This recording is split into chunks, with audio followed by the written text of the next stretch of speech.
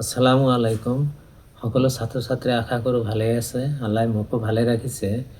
আগৰ ক্লাছতো নেলছন মেণ্ডেলাৰ কনচেপশ্যন গৈছে। আজিও নেলছন মেণ্ডেলাৰ যিটো দ্বিতীয় পাৰ্ট, প্ৰথম অংশ শেষ, দ্বিতীয় অংশৰ আমি কনচেপশ্যন দিম। ইয়াত ফাৰ্ষ্ট পেৰাগ্ৰাফত লিখিছে a few moments later we all lifted our eyes in as a spectacular area of South African jets helicopters and troop carriers roared in perfect formation over the Union building. ছাত্ৰ ছাত্ৰীসকল line মিলাই চাবা, এইখিনিত এইটোৱে কৈছে Nelson মেণ্ডেলাৰ শপত লোৱা শেষ, তাৰ পাছত কি সৈনিক বাহিনী যি কৰিওৱা যে জেটছ বিমান আছে, এই হেলিকপ্টাৰ আছে, ই কি উৰা মাৰিছে, তেতিয়া কি সকলোৱে চকুটো ওপৰলৈ উঠাইছে।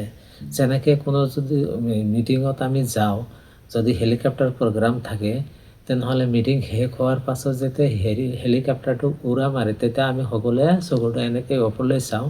ঠিক সেনেকৈ সেই অনুষ্ঠানতো সকলোৱে চকুটো ওপৰলৈ দাঙিছিল সেই ৰঙীন আকৰ্ষণকাৰী দৃশ্য দেখাৰ কাৰণে। আৰু কি কৈছে, সেই অভাৰ দ্য ইউনিয়ন বিল্ডিং, সেই ইউনিয়ন বিল্ডিঙৰ ওপৰেদি। It was not only a display of pin point precision and military force. এইটো অকল সৈনিক বাহিনীৰে কি নাছিল, যথাযথ মূল্যৰ প্ৰদৰ্শন নাছিল। এইটো আৰু কি আছিল, but a demonstration of the military's loyalty to democracy to a new government that had been freely and fairly elected. তাৰমানে এই প্ৰদৰ্শনটো আছিল দক্ষিণ আফ্ৰিকাৰ গণতন্ত্ৰৰ প্ৰতি।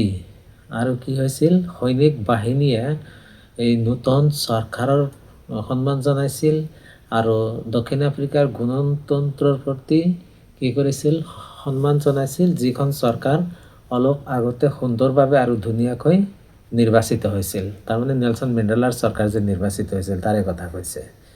যেনেকৈ আমাৰ ইয়াত যদি এতিয়া বিজেপি চৰকাৰ আছে, বিজেপি চৰকাৰৰ মুখ্যমন্ত্ৰী হিমন্ত বিশ্ব শৰ্মা যি কয়, চৰকাৰী বিষয়ববীয়া অফিচাৰসকলে কিন্তু তাৰে কথা শুনি থাকে। কিন্তু 26 চনৰ নিৰ্বাচনত যদি এইটো দলৰ চৰকাৰ চেঞ্জ হৈ নতুন চৰকাৰ আহে, সকলো কৰ্মচাৰীসকলে, সকলো চৰকাৰী আমলাসকলে কিন্তু সেই চৰকাৰৰ কথা শুনিব। ঠিক সেনে সৈনিক বাহিনীয়েও নেলছন মেণ্ডেলা যিহেতু ৰাষ্ট্ৰপতি হৈছে, এইবাৰ কি কৰিছে, নেলছন মেণ্ডেলাক সন্মান দিছে যে only moments before the highest generals of the South African defence force and police their chest bedecked with ribbons and medals from days gone by সেলেটেড me and পিলিস্ট দিয়াৰ লয়্যালটি। তাৰ মানে এই সৰ্বোচ্চ সামৰিক বিষয়াজনেও কি কৰিছে, সিহঁতৰ যিটো ড্ৰেছটো সেইটো চেঞ্জ কৰি দিছে, ৰিবন মানে ফিতা পিন্ধিছে আৰু বুকুত মেডেল ৰাখিছে।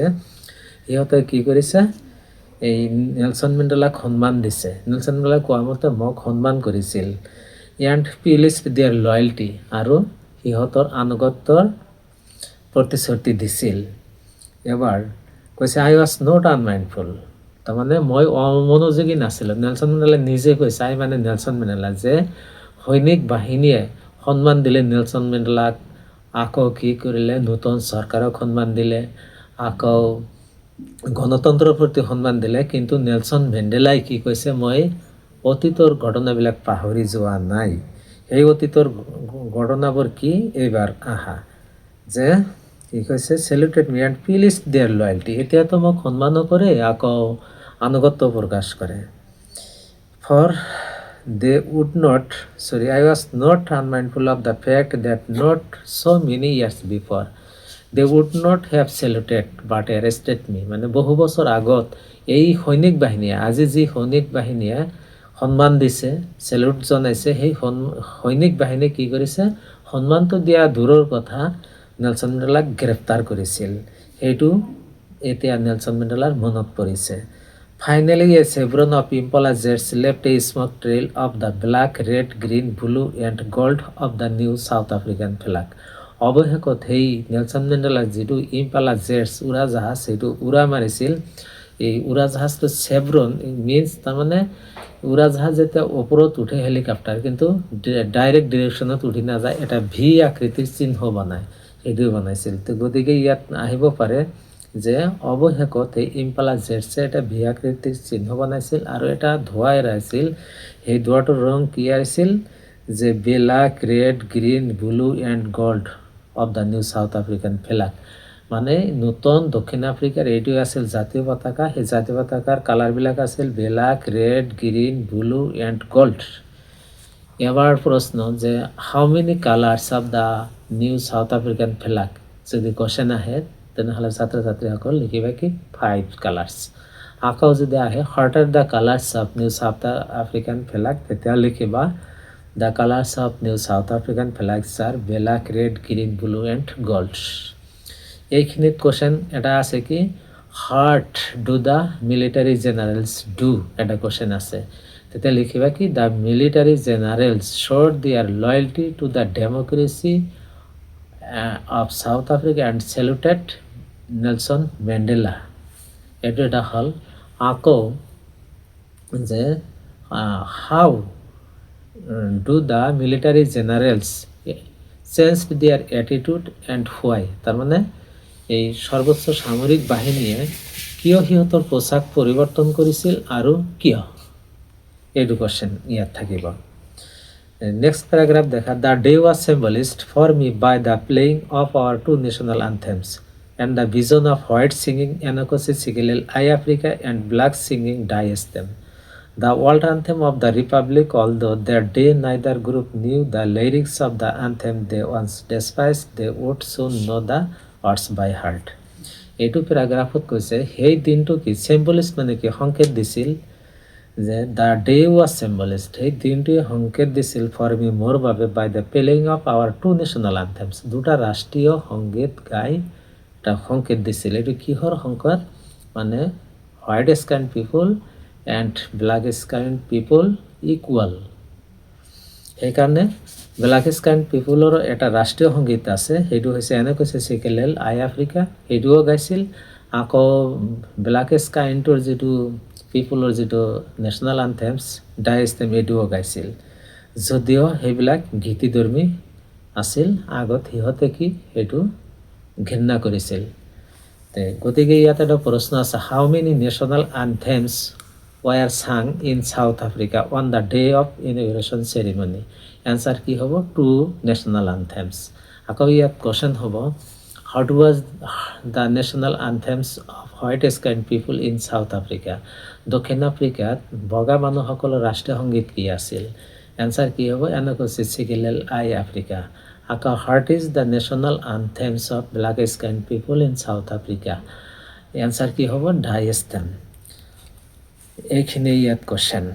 অন দ্য ডে, ইয়াৰ পিছৰ পেৰাগ্ৰাফ চাবা, ছাত্ৰ ছাত্ৰীসকল কিতাপৰ এই যে ছাইড দিয়া আছে কিছুমান ইংৰাজীত ৱৰ্ড মিনিং আছে গ্ৰীণ পেনেৰে, এইবিলাক কিন্তু পৰীক্ষাত আহে, এইবিলাক চাবা, যেনেকৈ chevron, a pattern of V, এইবিলাক চাবা। Despite had a very low' opinion of,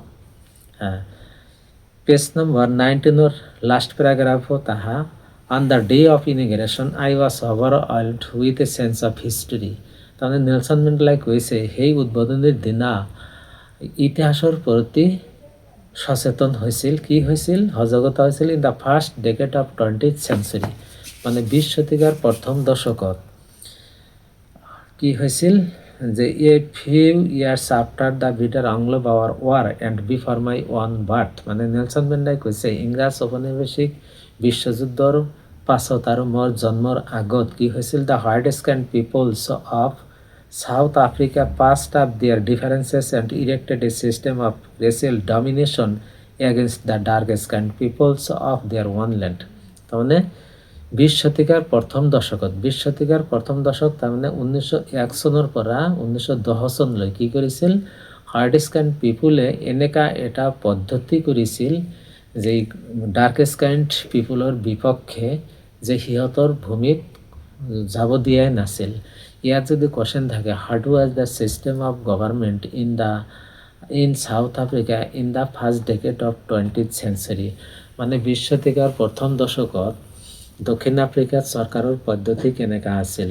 ইয়াত এনচাৰ হ'ব কি, the system of government in South Africa was the white skinned people erected a system against the dark-skinned people. That system was most inhuman and most harshest on their own land. তাৰমানে এইখিনি সময়ত কি কৰিছিল, বগা মানুহসকলে কলা মানুহক বগা মানুহৰ মাটিত যাব দিয়া নাছিল। এইটো হৈছে আটাইতকৈ অমানৱীয় আৰু কঠোৰ। But societies the world has ever known, পৃথিৱীৰ সকলো সমাজে সেইটো জানে। Now in the last decade of 20th century, কিন্তু 20 শতিকাৰ শেষৰ দশক অৰ্থাৎ 1991 চনৰ পৰা 2000 চনলৈ এইখিনি সময়ত কি হৈছিল? The system had been overturned for ever. তাৰমানে দক্ষিণ আফ্ৰিকাত 1994 চনত কি সেই পদ্ধতিটো চিৰদিনৰ বাবে পৰিৱৰ্তন হৈছিল।